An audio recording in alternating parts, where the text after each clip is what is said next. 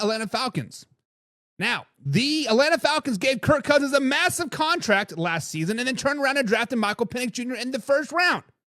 That was 2024. But let's fast forward to 2025 into present day. It is now Michael Penix Jr.'s team. And while the future might be bright, the road this season looks rough for the Atlanta Falcons. Let's break down the way too early win-loss predictions for the Atlanta Falcons and a take of how a look this season might play out in the 4 key stretches. Now, weeks 1 through 4, it's early trouble in the dirty South. It is a rough start for the Atlanta Falcons right off the bat. Week number 1, they hit the road to face the Tampa Bay Buccaneers. Baker Mayfield is still in control, and that Bucs defense will bring pressure all day long, baby. Michael Penix Jr. is quickly going to be shown that he is not a franchise quarterback. Michael Penix Jr. is going to quickly find out that maybe Kirk Cousins wasn't so bad after all. Falcons' first loss of the season come week number 1, and that's to the Tampa Bay Buccaneers. And then week number 2, home opener versus the Minnesota Vikings. J.J. McCarthy is now the guy in Minnesota, and while he should have rookie struggles, even though he is a second-year player, he is surrounded by more talent. The Vikings are a very, very talented team. The Vikings are a very, very talented team, but the Falcons fall to 0-2 on the season. And then week number 3, they're back on the road taking on the Carolina Panthers, a division rival. Young quarterbacks on both sides of the ball, but Bryce Young and the Panthers defense got better, and Penix here, the Penix is just figuring out that he is not the guy. He is a lot of learning to still take place. The Falcons are now 0-3. And then week number 4, it does not get any easier. Yes, they are back at home, but they're playing the Washington Commanders. Jaden Daniels has the legs and the arms to challenge this defense. Jaden Daniels might be the MVP this season, and Atlanta can't keep up offensively. It's another loss, now 0-4 to start the season. So the first 4 weeks, guys, they're 0-4. And that excitement from the offseason is quickly fading. The whole Michael Penix Jr. is our guy, quickly fading. The whole we drafted 2 edge rushers even though we needed 1, quickly fading. The whole we got an A+ on the draft, quickly fading. Then week 5 through 8, it's time for a reset and then a little bit of surprise. Week 5, bye week. As it is needed, the offense is inconsistent and the defense is struggling. It would not shock me if we see a presence of Kirk Cousins start rumbling around this Atlanta Falcons organization at this particular point. But then week number 6, they return to action against the Buffalo Bills. Josh Allen and company are proved to be too much. The Falcons fall to 0-5 on the season. Week number 7, they're back on the road, taking on the San Francisco 49ers. That defense will feast on this young Michael Penix Jr. quarterback, and Penix gets overwhelmed early and often. Guys, the Falcons fall to 0-6 on this season. It is a tough way to start, but here comes the shocker. Week number 8, the Miami Dolphins come to town, and the Atlanta Falcons pull off the upset of all upsets. Whether it's a sloppy play by Miami or Michael Penix Jr. is finally balling out, the Falcons grab their first win of the season, move to 1-6 on the season heading into week number 9. So we're at the halfway mark, guys. They are 1-6. It is still ugly, but Michael Penix Jr. is showing flashes of potential against Miami, and that's all that matters. If they win 70% of other games moving forward, they have a real playoff shot. But weeks 9 through 13, they take a step forward, but then they take 2 steps back. That's just been the MO of the Atlanta Falcons as of late, and it continues. Week number 9, they're at home versus the New England Patriots, and that defense is too disciplined. The Falcons struggle, fall to 1-7. Week number 10, they're at home versus the Indianapolis Colts. Anthony Richardson is clicking, and Indy's run game controls the pace. Another loss.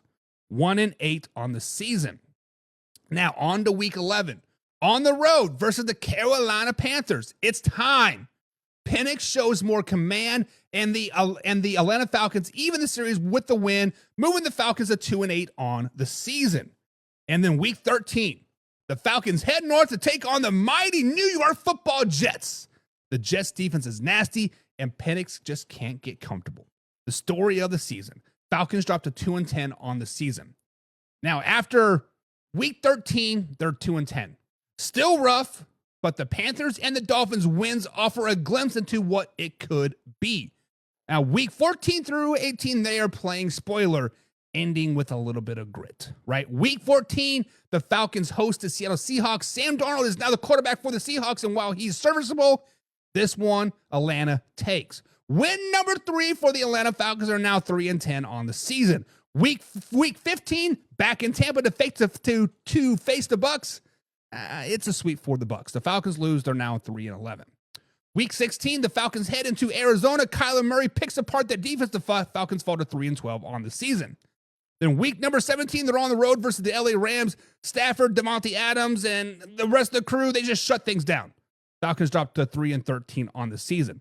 But then week number 18, the season finale at home. This one is for all the marbles. The loser gets the first overall pick, and the Falcons take it. Michael Penix Jr. finishes strong, and the Atlanta Falcons pick up the win number 4, moving to 4-13 on the season, getting the second overall pick in the 2026 NFL Draft. Yes, it is rough, but 2025 is a development year for Michael Penix Jr. The growing pains will be real, but he gets very valuable reps. And by the end of the season, he's showing signs of what he could be the guy.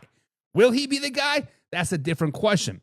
If the Atlanta Falcons add offensive line and give him a few more weapons, this could be a very dangerous team by 2026. So Falcons fans and people in the chat, are you guys riding with Michael Penix Jr. through the rebuild, or are you already questioning the front office plans? Guys, hit the subscribe button, hit the like button. And remember, we're live every Monday through Friday at 9 p.m. East Coast time right here at youtube.com/manhour. Now, this is a live interactive show, so comment down below. Let me know your thoughts. Let's get into the comments and see what you guys are talking about. Old Man River says, off the cuff a little bit, but I think the Falcons will go 8-9, just a little bit below 500. I just don't see it. The only way I could see the Falcons being a 7, 8, 9 win team is if they bring in Kirk Cousins. Now, we all know that Kirk Cousins is probably going to end up in Pittsburgh in the next few weeks, right? Let's just be honest. Let's call a spade a spade. The Falcons are looking to shop away Kirk Cousins so they do not have this controversy during week 5, 6, 7, 8, 9, 10.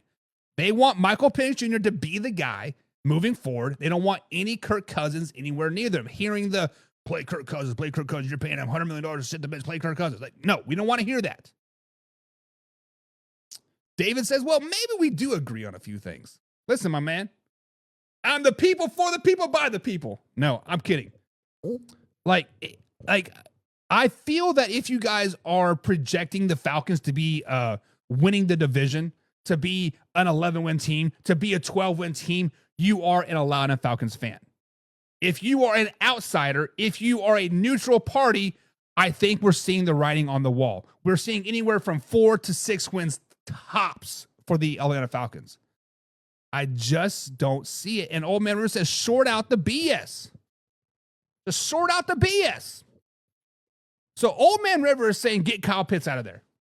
That's what Old Man River is saying. My chair keeps falling. If anybody wants to fund me a new chair, go for it. This little gas thing is messed up. Old Man River says, trade Kyle Pitts to the Kansas City Chiefs now. And they'll send us Travis Kelce.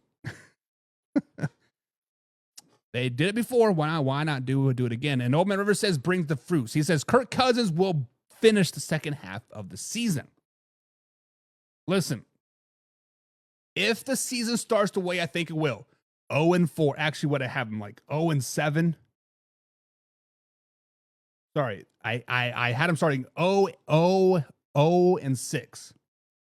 I think if the Commanders beat down the Falcons like I think they will, we might see Kirk Cousins in the second half of that game, going into the bye week, and then week 6, 7, 8, we might see Kirk Cousins start those few games. But I do not see him finishing more than 3 or 4 games this season. Whether it's being banged up, whether it's was it his shoulder that was injured toward the end of the season, I just don't think Kirk Cousins is fully healed from that Achilles yet, to be honest. So it is going to be tough. Alpha Rob says 3 to 4 wins for the Atlanta Falcons. Alpha Rob, we are on the same page, but John wants to be the outlier. John says, hold my beer. Pigskin pun. Get you. I am a pigskin pundit, says John, and things go my way, and I say the Atlanta Falcons go 6-11. And then he said they're going to be playing Kirk Cousins after week 6 or 7. So, John, I do agree with you that they'll be playing Kirk Cousins at some point during the season, preferably after the bye week. Let him get acclimated as a starter, whatever, yada, yada, yada. But 6 wins? Slow it down, baby. Slow it down. That is tough. That is tough. I don't know. Does Kirk Cousins get him a win over the Patriots or the Colts or the Saints? I don't know. That is tough. One thing we know Kirk Cousins can do is tank a Week 18 game. So if they're truly going into Week 18 3-13, and the Saints are going into Week 18 3-13, you better put Kirk Cousins in there. He will tank that game for you 100%. I'm kidding, Kirk Cousins. We know. So if you guys are new here, we have a pigskin pundit. Her name is Laura. She is the biggest Kirk Cousins fan ever. So anytime you guys see Laura in the chat, be sure to recognize her as the president of the Kirk Cousins fan club, because she still is the president, and she's very, very proud of that title. But let's move on to the Tampa Bay Buccaneers.